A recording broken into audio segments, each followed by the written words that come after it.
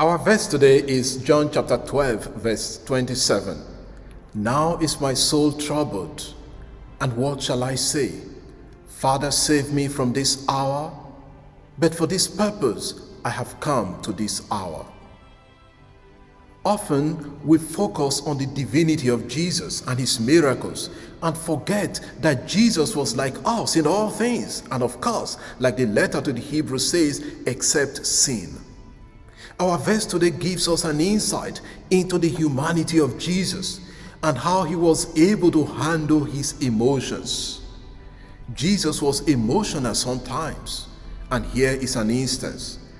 Having feelings is not bad, but it is what we do with those feelings. Looking ahead at the imminent passion, Jesus was troubled. We all can be troubled. But how did Jesus handle his worries and troubles as a human being? Jesus says, now my soul is troubled. The soul, nephesh in Hebrew and suche in Greek, means that which breathes, the breathing substance or being. It is the life of the person. The nephesh could refer to the entire person, what psychologists call the self.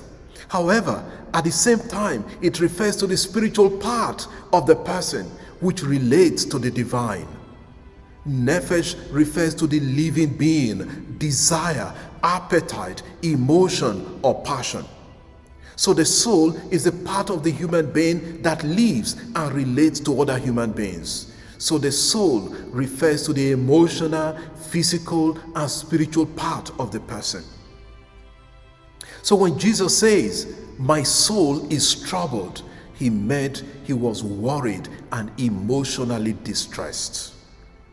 The Greek word translated as troubled here is tetaraktai, the perfect passive of the verb tarazzo, which means to be agitated, stirred up, disturbed, upset, unsettled, thrown into confusion. That would be a mental or spiritual disturbance in a person. So you can understand what Jesus was going through. As a human being, Jesus was disturbed and worried about what was ahead of him. However, he teaches us how to handle situations like that. And so the following phrase is, and what shall I say? In other words, how do I respond to this situation?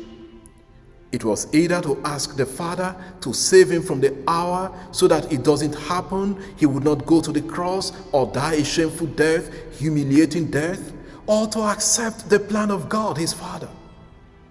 Asking the Father to remove the cross would be to abandon his mission of coming into the world, and that was not an option for Jesus. Therefore he said, but for this purpose I have come to this hour.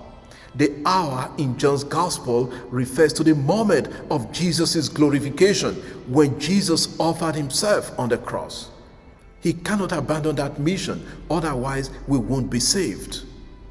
For us, we can be faced with difficult choices sometimes, emotionally drained or mentally distressed. What do we do in those moments? Do we pause for a moment and think about the bigger picture? How our sacrifices or experiences in the present moment can bring greater good to other people or even to myself? The present moment may be challenging, but God may be using it to accomplish a greater good in the future if only we persevere and focus like Jesus. Lord, when we are troubled and distressed, do not let us give up or abandon you. Please give us the grace to see that there is always light at the end of the tunnel. Amen. God bless you, and I wish you a pleasant and wonderful day.